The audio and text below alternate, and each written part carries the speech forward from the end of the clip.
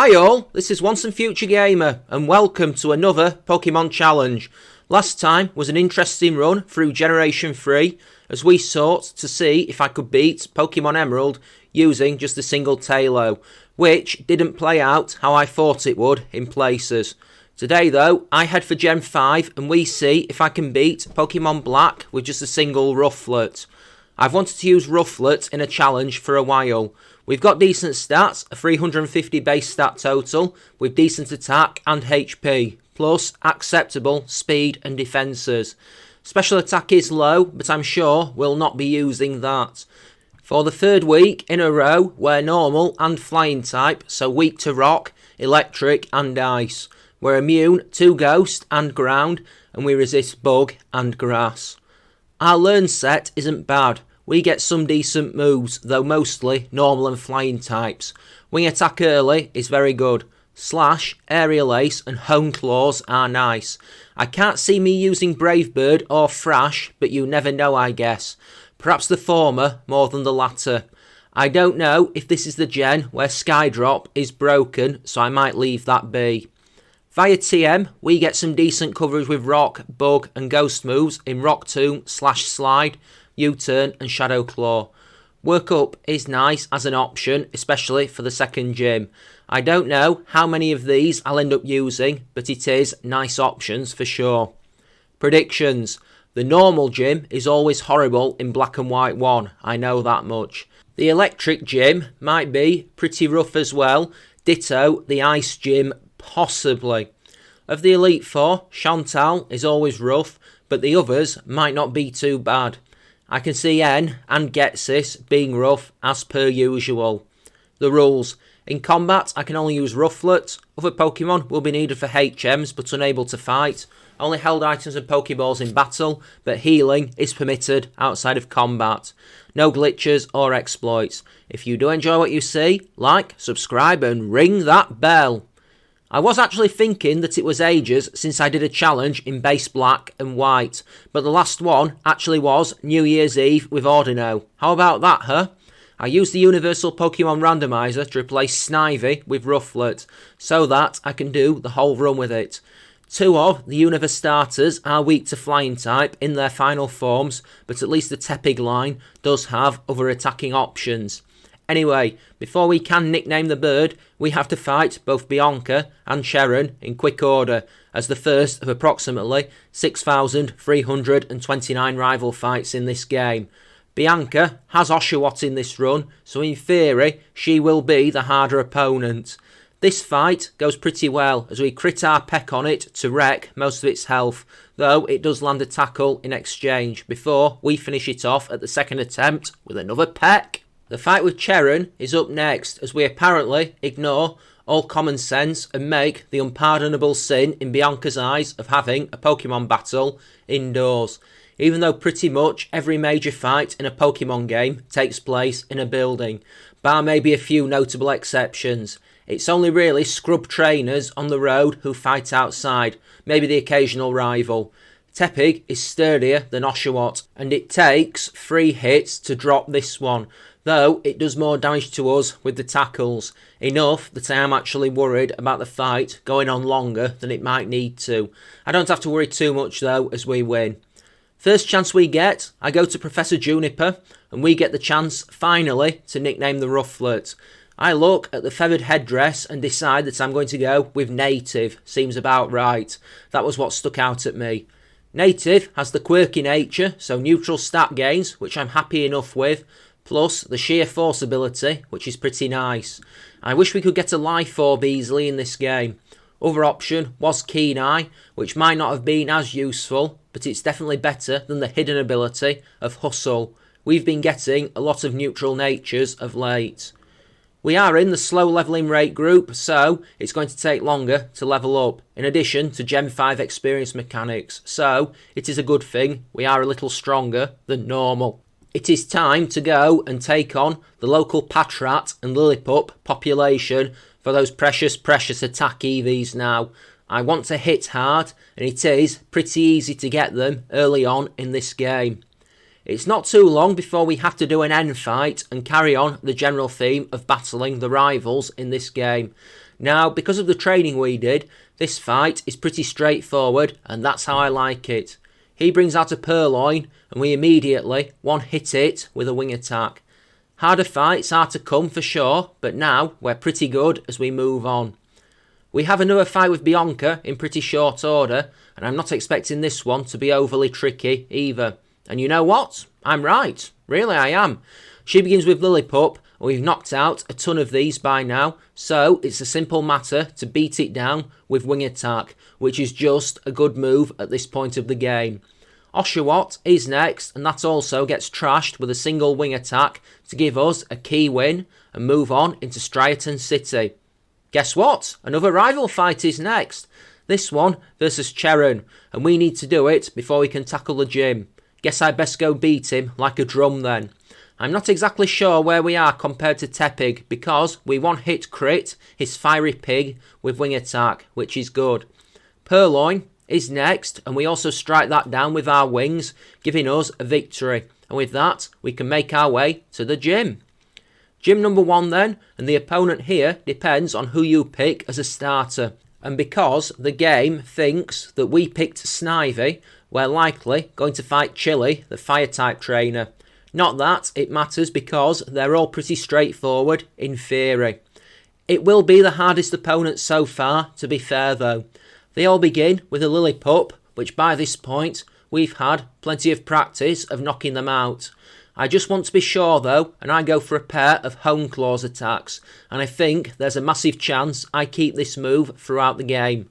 Lillipup goes for a pair of Workups, and then when we get the chance to attack, we just tear straight through it with wing attack to knock it straight out cold. Pansear is second and is actually faster and the same level as us, which is pretty worrying. Thankfully, it only goes to Workup, and then we wreck it with a single wing attack to give us badge number 1. We have another Cheron fight next, maybe 10 minutes game time after the last one, and this time I'm not so worried. We're getting stronger slowly after all. He begins with the Tepig and makes some great tactical decisions.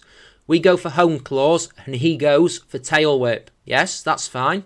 He survives our wing attack the next turn and then goes for Ember to do moderate damage to us. Yes, that masterful combination of lowering our physical defence and then going for a special attack. Weird. We drop it with Peck in retaliation. Purloin out next is a single hit with wing attack and we can move on.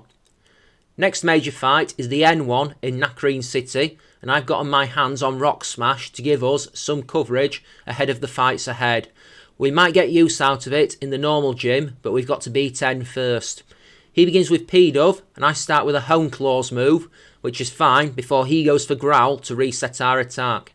I go for another Hone Claws, he goes for another Growl, and attack-wise, we're back to where we started. And at this point, I get fed up and wing attack it to knock it out. I didn't need the attack boost after all. Timpole is next, and we strike that with a wing attack to end it with a single hit, before Timber is last, and that also goes down to a single wing attack. Moving on then, we'll see him again before long, no doubt. Lenora then, and this, in my opinion usually, is the consistently hardest gym of base black and white in single Pokemon runs. I wonder how we'll do this time and how many efforts this will take. We'll have to see. So, yeah, it doesn't go entirely well. We get intimidated right at the start by Herdia, which is usually one of the reasons why this fight is hard, especially with physical attackers, which I believe is the only ones that I've ever actually done this with. I go for 2 Hone Claws attacks to boost our defence up. The problem is that Herdia uses Leer twice to drop our defence. We want to hit the doggo with Rock Smash, but it turns out the damage is done when Watchog turns out to be faster and one hits us from full health with Retaliate. So that's an issue then. I make a few more tries at the same level, curious if a difference is going to be made if things play out in a different fashion. I eventually get a run where we line up our Hone Claws while Herdia uses a Leer on us, which isn't ideal, but on the next turn we one-hit crit it with wing attack, which is actually massive because we go into Watchog at full health and with our berry intact. It only goes for Leer on us. which is even more massive because a double power stab retaliate is fatal. Our wing attack does less than half before we survive a retaliate and end it with rock smash on the next turn, and that is a relief. Next major fight is the bug gym, and I really doubt this one is going to be a huge threat given what type we are. Wing attack or aerial ace all the way if we've got it come that point. It's aerial ace, by the way. I wrote the first bit after the second gym and the second bit as I was about to walk into the third gym. Some insight there into my process somewhat. I'm not worried by this gym, but there might be moments where I do need to be careful. Whirlipede is first, and given it can passively poison us potentially, I'd probably be right to be worried, but we won't hit it with aerial ace for the knockout. Dwebble is part rock type, and that's likely going to be a problem, and I'm right, because we can't one-hit it with aerial ace. It lands a smackdown, but doesn't do massive damage, and we drop it on the next turn. Levani is 4 times weak to flying moves, and we drop it with a crit aerial ace that was probably unnecessary. 3 badges down. I thought it was Cheran next, but it's actually Bianca, so it feels like a while since I've played this game if I'm forgetting that. I kind of feel like Bianca might be the harder rival in this run. I've had challenges when that has happened before, and it's funny because the story makes her out to be absolutely clueless. She begins with Herdia and an Intimidate, so I go for Hone Claws immediately. Herdia lands Takedown, and we hit a slash that drops it to the ground. We have a scope lens on, so in theory, slash might crit more. Duot is next and survives our slash while she goes for focus energy. I know she's going to heal, and so I go for another Hone Claws. A super potion gets dropped on Duot, and we won't hit it next turn with slash. Muna is next, and that also goes down to slash before Panseer is last, and that also gets 1 hit with slash. We actually have the Cheran fight next, and given this is in a sandstorm, I wonder if this is the only time you fight a rival in a persistently damaging weather condition. I know you fight the Hoenn rival in the rain frequently in Emerald, but I'm drawing blanks on other instances. It doesn't really matter, let's do this. He begins with P-Dove, and I go for Hone Claws, hoping that he doesn't start screwing around with Growl like N did. Thankfully, he doesn't, but goes for Air Cutter instead, which does decent damage thanks to a crit. We drop it on the next turn though, with Slash. Next is Pansage. Interesting choice as we one-hit it with a stab super effective aerial ace. Pignite also goes down to that same tactic. We wreck it with aerial ace before the Purloin is last and doesn't do any kind of better as we take it down hard to give us a win and we can move on. Next is a fight with N in front of the Ferris wheel. I'm not too worried about this fight, but we still do need to be careful. He uses Pokemon from the desert in this duel and begins with Sandile. I go for a Hone Claws while we get hit with Embargo, which isn't going to be a problem as we strike it down with Slash. Next is Darumaka, and we also hit that with a Slash to one-hit knock out it with little trouble. Scraggy goes down to an aerial ace before Sigilif is last, and we land a Rock Tomb to wreck it. I've got that move for the Emolga in the gym ahead, and so we are prepared. The Electric Gym is next, and this one could be rough. We might survive one hit, but I don't want to be taking a lot of them. That way leads to defeat. I wouldn't mind getting a Hone Claws off first because the accuracy of Rock Tomb concerns me massively. It hasn't missed to this point yet, but there's always a first time for everything, and it probably will miss right when I need it the most. This fight I always find to be more irritating than difficult. It doesn't end well. The first Emolga is faster, and we get hit with Volt Switch, the first Emolga swapping out into the second Emolga. We get our Hone Claws up, and then, since we are faster than the second Emolga, we strike that with Rock Tomb to down it. The first Emolga is still faster, and we get hit with a Pursuit, which isn't good as it puts us on a third of our health. We drop it with a Rock Tomb though. Zeb Striker is faster and ends us with a Spark, so that was a bit of a downer. That could have gone better. So I go and do some training. I figure I'll make another few cracks at her and see what happens. Maybe I don't go for home claws and see if we can one-hit the Emolga without it. I don't think we'll one-hit the Zeb Striker without the boost though, and I'm right. We can one-hit both the Emolga with Rock Tomb. We are faster for sure, but Zeb Striker survives our slash and paralyses us with a spark, which we do survive, but as she heals, we can't move and get ended the next turn. There is something I could do. Slash isn't powerful enough at this level, so I can either level up, which will be painful given we're roughly 15 to 18 levels higher than the local wildlife, or I can use the return TM to give us more power, which is what I do. Once again, we one-hit the first two Pokemon on Elisa's team, taking out both the Emolga with our Rock Tomb before the Zeb Striker comes out. It is faster, and for the second attempt in a row, it manages to paralyse us with Spark, but we fight through the affliction and drop it with a crit return to give us the badge. We've got a Cheran fight next, and so I get ready for that and set about combat with our rival. We have to win this to move on, and so the fight begins. Lipard is first, and I know that a fake out is coming, so I'm not surprised when it does. We use a home clause and then get hit with Torment. That's really annoying. I down Lipard with return before on the next turn Pansage comes out and we have to drop it with Aerial Ace. Next out is Pignite and we have to take it out with return due to Aerial Ace being locked for a turn. Tranquil is last and I call for a Rock Tomb. Tranquil does land a quick attack, but our Rock Tomb does end it as a threat. Next major fight is the Ground Gym, and while we are immune to that type, I'm worried about some of the secondary types, particularly Excadrill. I'm probably going to need Rock Smash back for that, since it is about the only move we can get that does super effective damage. We get insanely lucky over the course of this fight, and I will explain thus. During the first exchange with Krokorok, we go for Home Claws to raise our attack and accuracy, and Krokorok lands Swagger on us. Uh-oh! This is going to go one of two ways. Our attack is massive now, but we are confused. Hit ourselves and we are going to get messed up. We fight through confusion and drop Krokorok with Rock Smash. Versus Excadrill, we shake confusion off and take it out with Rock Smash, which is just great fortune really. And finally, we end the Palpitoad with a return to give us the 5th badge.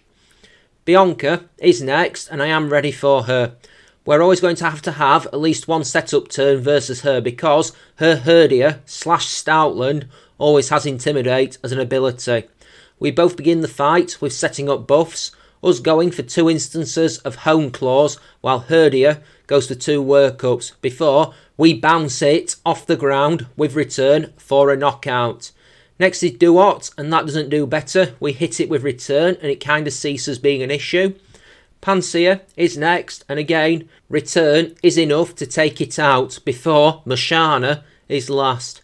I'm curious if we will one-hit that or not, but we do, and it ceases being an issue, giving us the win. There is a fight with N at the end of Chargestone Cave, and it is the reason I've still got Rock Smash, because he has a few Rock and Steel types on his team, so that's a pretty good reason. I discover that Sheer Force does have a downside during this exploration, and I need to be careful using it in conjunction with moves that have a secondary effect, because it causes the Shell Bell not to activate. I'd rather learn that now than when it might really cost me. Anyway, N. He begins with Boulder, and I go for a Home Claws before landing a return attack for meagre damage. I want to break the Sturdy. It goes for 2 Iron Defences, which mean that when I do go into Rock Smash, we don't one-hit it. We get smashed by a Smackdown, but we take it out at the second attempt.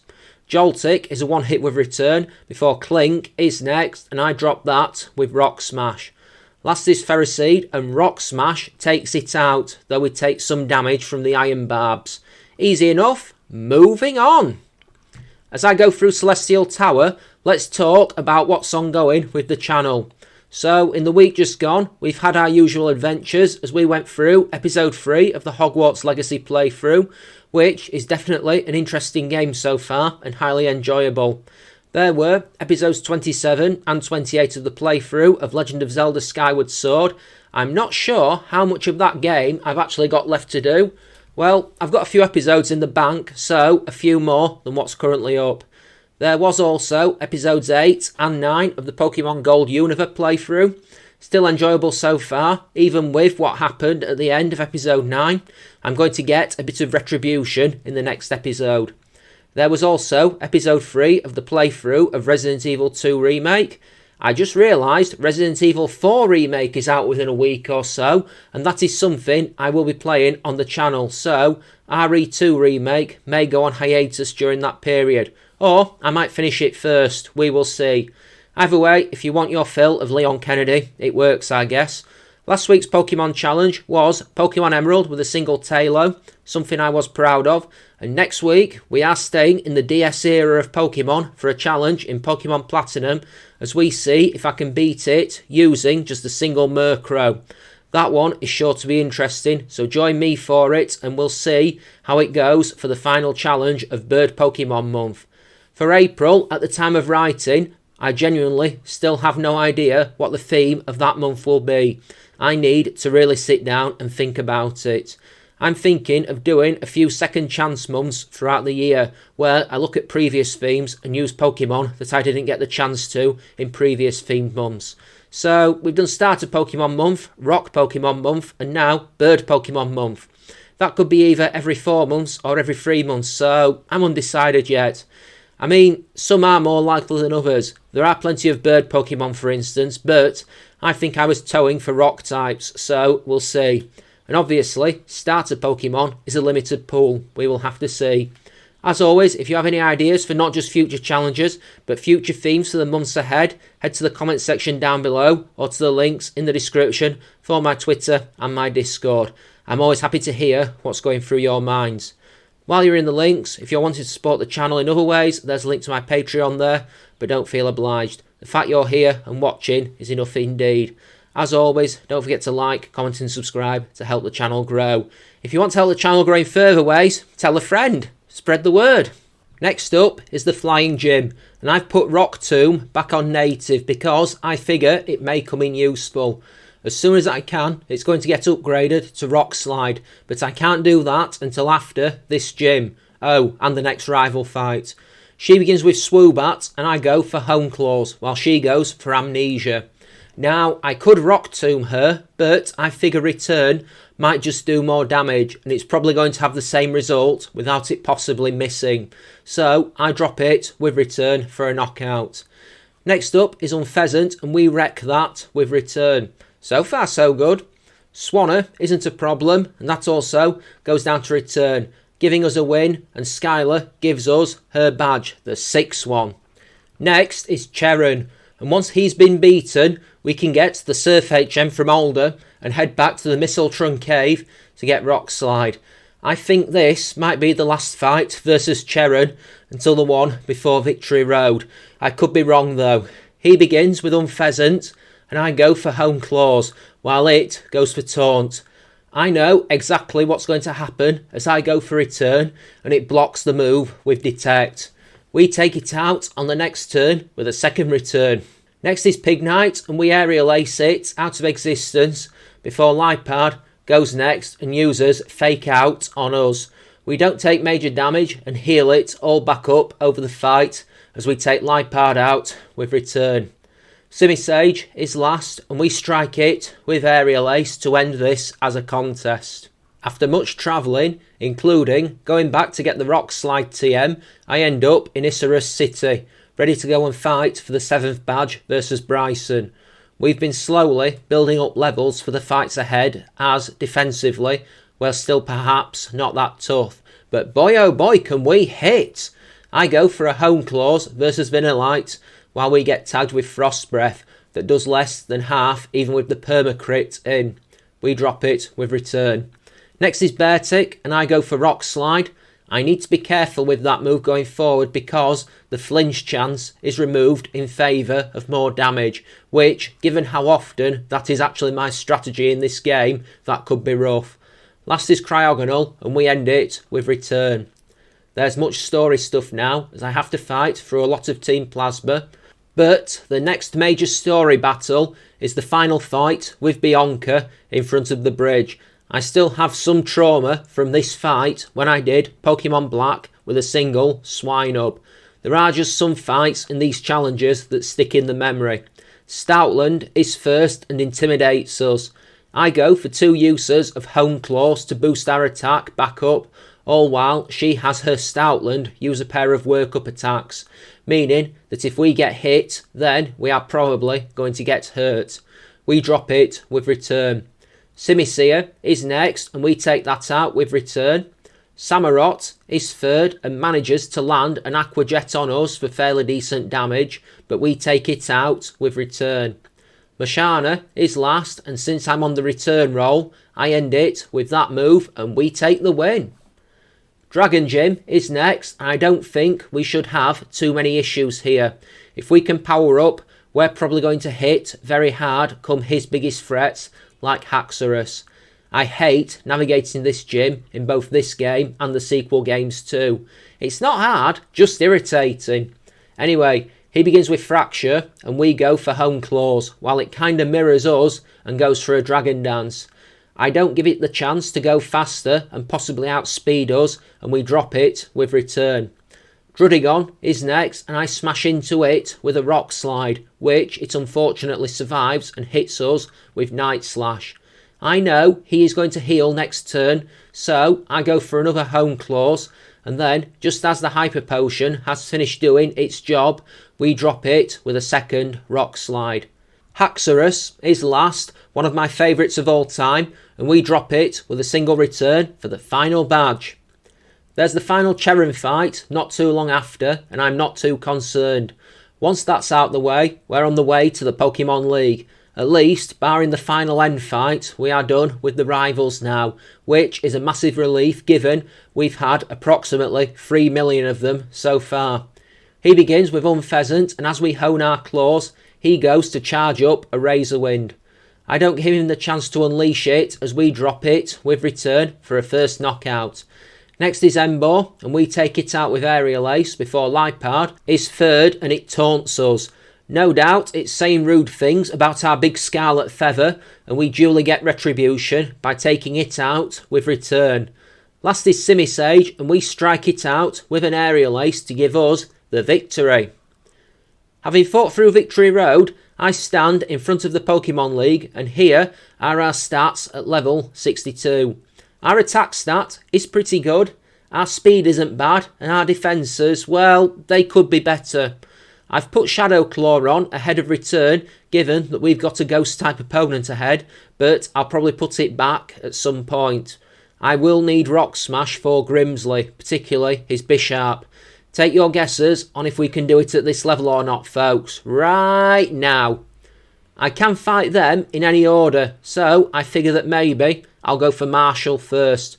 We have super effective stab versus fighting types, so I think this might be the best possible move. Aerial Ace is probably the least useful long-term move here. I go into the fight with Marshall, and boy oh boy, do I badly misjudge this. I land an Aerial Ace which Throw survives with a quarter of its health and then hits us with Stone Edge, which we survive. I think he's going to heal, and that's the important thing to remember here, and go for Hone Claws. He doesn't heal and drops us with another Stone Edge. Yep, that's embarrassing.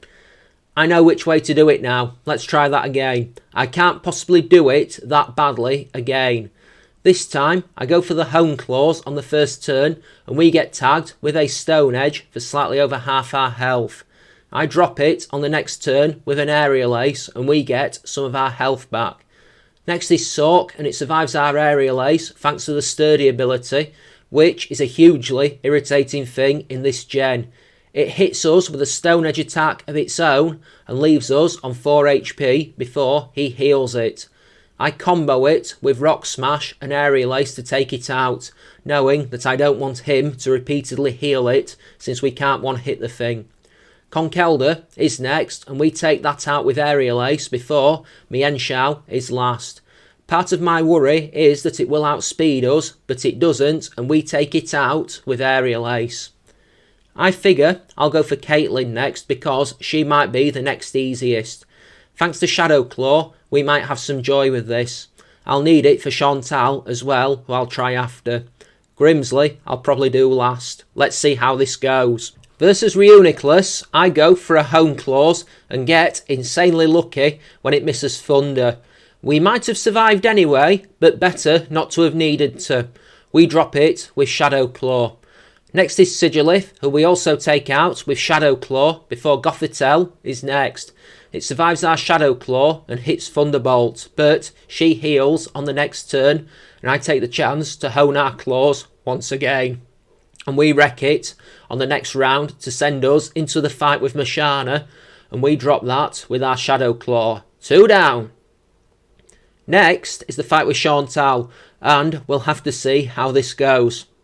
I don't think we'll one-hit Cofagrigus without honing our claws first, and I can see us needing to do many attempts to get the conflux of events, given that she likes to fire will-o-wisps at us. They're not all going to miss, unfortunately. Mind you, it never becomes an issue. I hone our claws versus Cofagrigus, and she goes for Psychic. Oh, okay. We tank it rather well and land a Shadow Claw, which it narrowly survives and hits another Psychic. That's even better. When she heals, I go for another Hone Claws and go for the sweep, taking out Cofagrigus with the move before she sends out Chandelure next. This is risky, but we don't get burned by the Flame Body ability as we drop it with Shadow Claw. Next is Jellicent, and we take that out with a single Shadow Claw before Golurk is last, and that also gets torn apart by our Shadow Claw. Easier than I thought it would be. Grimsley then, and this one might have potential to be rough. There's going to be an Intimidate. His Scrafty likes to use sand attacks, so we're going to be getting attacked on all fronts. But I figure we might well be able to do it, so let's find out. We go for 2 Hone Claws versus Scrafty, while it hits us with 2 Crunchers. Neither of them doing particularly worrying damage, until the second one lowers our defence. We then drop it with Aerial Ace. Next is Crocodile, and our attack is lowered back down a stage. It survives our Rock Smash on a sliver, and then ends us with Foul Play. I'll try that again because I am curious about something. Attempt 2, let's see what changes here. Nothing much. We still get our defence lowered by Scrafty using Crunch, and even with the extra health recovery from using Aerial Ace on Crocodile, we still can't one-hit it, and we get taken out with another Foul Play. I make a few more efforts and then decide to go through the Elite Four again when we don't have success to garner a few more levels. I'll keep doing it because if we are struggling now, we're really going to have issues when it comes to the final 2 fights. We hit level 66 in the fight. This time, Scrafty goes for Sand Attack first turn, and we manage to hone our claws 3 times in the first 3 turns to negate it. We still get hit with 2 Crunch attacks, the second one lowering our defences and being a crit, but that isn't an issue. The main thing is we are powered up. We drop Scrafty with an Aerial Ace and then do the same on the next turn to Crocodile. Our attack has been lowered, but we have enough left in the tank to take it out. Lipard is third, it hits us with Fake Out, but we drop it with an Aerial Ace before Bisharp is last, and that goes down to Rock Smash to give us the win. Phew! So we've got a bit of a build-up before the fight with N. I have a look at the moveset, deciding what to take into the final 2 fights of the game. I go with Return, Shadow Claw, Rock Slide and Hone Claws, figuring that might give us the best coverage. There's a lot of meaningless stuff for the challenge where I have to catch Reshiram and then use it versus N. I always try to get it knocked out as quickly as possible. It's not always the most obliging on the first attempt, but at least if we get knocked out, we can redo it a little easier. This bit is so slow because Zekrom doesn't always go for the kill, rather choosing to mess about with stuff like Light Screen, which just slows the battle down. I always hook Pokeballs at it to try and waste turns, given it is in the rules that I can use Pokeballs in combat. Eventually, it knocks Reshiram out with a Giga Impact and Native comes in. Here is the kicker. Native is slower than Zekrom. We go for a Hone Claws while it's recharging from Giga Impact, and then it one-hits us from full health with Fusion Bolt, and the words "oh crap" spring to mind. So, I need to grind then, and this is brutal. I plan to get up to about level 70 in Victory Road and then try it again, but this is pretty slow, very slow. Can't emphasise just how slow this actually is. About the only benefit of grinding where I am is that the doctor is right there, so easy healing. What makes it worse is that the stuff here I can't always one hit, like the Boldor and the Durant, so I'm taking at least one hit every fight. Not good, but necessary. I got asked this recently about if I use rare candies or not, and I only use the ones I acquire in-game through what I find or what I can get through stuff like pickup. I don't use rare candy cheats. There's times like these when I wish I did though. I'm level 70, let's try N again. I think I'll need at least one Hone Claws, so we'll need to be faster and I'll need to survive a hit. I wonder if I'll have more luck surviving Fusion Bolt this time. Only one way to find out. Well, we are faster, that's something, but we're still not able to survive a Fusion Bolt. So, I suppose I'll make a few efforts and see if it ever goes for a different move. I make quite a few efforts and it goes for Fusion Bolt first turn every single time. And most of the time, it one-hits us. There are a few where we survive on 6 HP, but even then, we're unable to one-hit it with return. So, there's a few very real issues with this fight. I think I need to be even stronger, so I guess I'm going to hit the grind trail again. Level 75 is my next milestone I'm aiming for, and it might look like seconds on the video, but it was a lot longer than that. Probably about an hour and a half of grinding. I was aiming for level 75 but got settled with a podcast and eating some cheese balls and decided to go for level 76 instead. I'm a big subscriber to the Nothing is Ever Too Much theory. This time goes somewhat better. We survive Fusion Bolt from Zekrom after we hone our claws with 25 HP remaining. We do crit a return, so I'm not sure if that actually would have one-hit it under normal circumstances or not. Next is Vanillux, who we also one-hit with return, but no crit required. Caracosta is third, and this is where the attempt comes crashing down, as it survives our rock slide, and then ends us with Stone Edge. Now, I want to try that again, because Stone Edge can't hit every time, surely. I make half a dozen attempts and we can't always even one-hit Zekrom with return thanks to the damage range, and there's definitely attempts where we take more damage from Fusion Bolt thanks to, once again, damage range, so that is annoying. Caracosta never misses Stone Edge, and since we can't one-hit it thanks to the sturdy ability, then we've not really got much of an option but to go on the grind trail again. I figure that I am going to need Rock Smash back once again because N has Klinklang, and also if we get to Getsis, he has Bisharp, and those two will be rough without a fighting type move. So yeah, time to go and grind once again. Hopefully we can weather some hits a little better if we are a little stronger. I get to level 80 after a painful amount of grinding and go again. I'm not afraid to emphasise just how rough this grind is. Again, it takes maybe 7 or 8 attempts before I get what I'm looking for. We take less damage from Zekrom and Fusion Bolt, but there's one single immutable truth in all of this. If Caracosta lands the Stone Edge after we've taken a Fusion Bolt, then we cannot survive it. Maybe if we are maxed to level 100, maybe we'd be defensive enough to do it, but that's not a route I want to go down unless I really have to. There's a theory of time that a task will take as long to carry out as is given to do it. I'm off work at the moment, it's currently Wednesday morning. You'd think I'd be more efficient with these challenges while I'm off work, but the opposite is true because I'm not having to cram it into one weekend and then the editing into a few hour blocks over the course of the week before I set off to work. Plus, when I am off work, I angle towards DS challenges more, which take longer. Simple fact. Anyway, we get a run.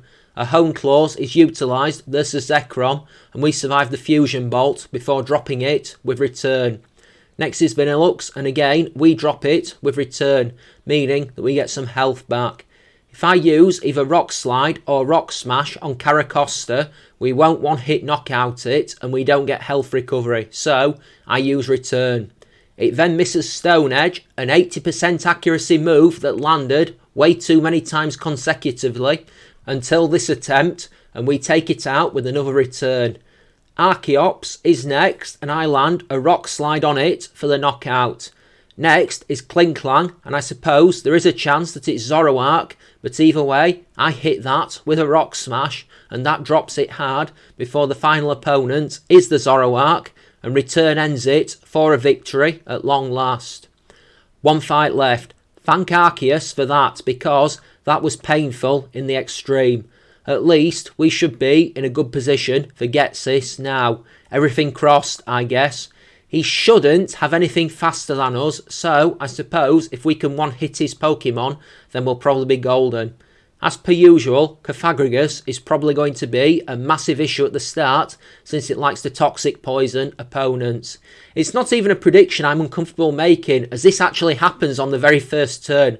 Cofagrigus poisons us with toxic, and I'm going to be fair, we don't do bad, all things considering, before going down to the condition.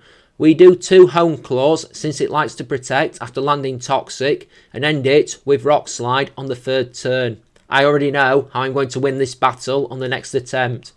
Bisharp is second, and we drop it with Rock Smash before Bouffalante is third, and that one is smashed down by return. We take Electros out on the 4th turn with return, but we succumb to the poison, and it's a first loss. At least we don't have to fight N again. That's the main thing. But yeah, I'm going to put a Pecha Berry on native and go again. If we come out of the fight with Cofagrigus poisoned, then I reset. 2 Home Clauses should be enough to one-hit his entire team with whatever move I pick. I just hope we are faster than Hydreigon. The very next attempt, I go for a Home Clause versus Cofagrigus, who lands toxic, and we heal it immediately with our berry. The mechanics of the game have him go for Protect straight after, even if the poison has been healed, and so, while he does, I use that extra Home Clause. He protects on the 3rd turn to block our Rock Slide, but on the 4th turn, we end him hard with that very same move. Bisharp goes down to Rock Smash, the same as before. Bouffalante is 3rd, and we take that out with return, the same as before. Electros is 4th, and we hit that with return to end it as a threat, just the same as we did before. 5th is Hydreigon, and we are in uncharted territory.